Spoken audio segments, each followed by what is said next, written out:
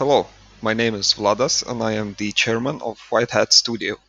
In this period, I am responsible for the full development of the Keylogger character. My tasks included modeling, texturing, rigging, and animating the character for demo reel, as well as in the further animation production. To develop my model, I used a software called ZBrush. To go through the process of the development, there is several steps that we need to go through. So first, I developed a full solid body, and from that body, I could develop clothing for it further. So I would just cut away the parts that I don't need and continue with my, for example, jacket design. In the end, I had several different models, for example, jacket, pants, and boots, and stuff like that. So I just merged them together, and I used the Dynamesh function to increase my resolution. When I had this model, I had a lot of polygons, so obviously it's not okay to work further with UV mapping, texturing, and animating. So for the retypology process, I used the Z measure function, and I took down my poly count to the minimum I liked. And having that model, I could already lay the textures in. But what I want is those details from the high resolution model.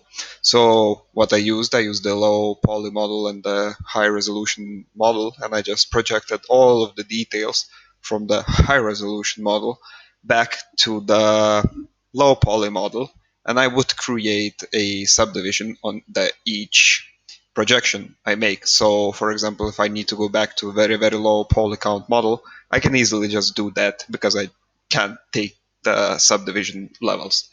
So this allows me to easily work further. As I had my model in low poly count, it was ready for texturing part.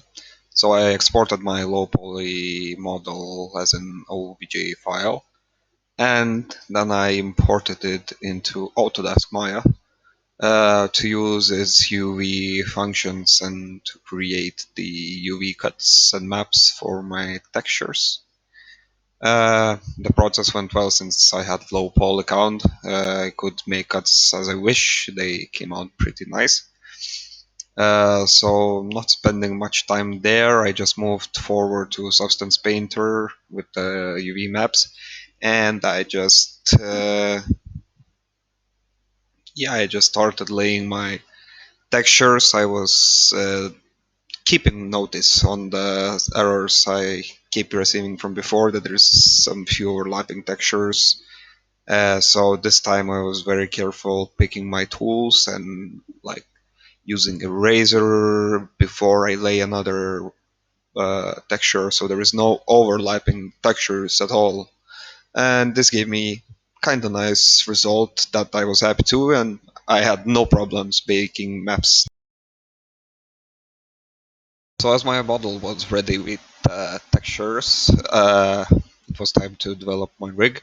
So I decided to start using Blender for it because this is a topic that I never touch with any of the softwares, and I kind of like to make a smooth transition from Maya to Blender since it's free software.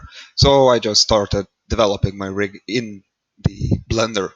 Um, uh, the process was a bit complicated, but I used several different uh, sources as YouTube and Google to find the answers I need or to find the direction I need to move forward. In the end, I managed to build the rig. Of course, it has no controllers yet, and it needs still a lot of development that I'm not sure if I will continue with because the deadline is coming closer and closer, and we need to start moving on the other aspects of our project. To develop the demo reel of my keylogger animation, I use the Blender software as well to get more comfortable with it, and I think I'm starting to understand it. There are still different points of it where I need to move forward and read a bit more about it. But I really like it so far, and I met no problems. I enjoyed the lights and cameras so far. So I will continue animating in Blender, and we'll see how two different softwares, Maya and Blender, will be able to communicate between each other in our further development of the animation.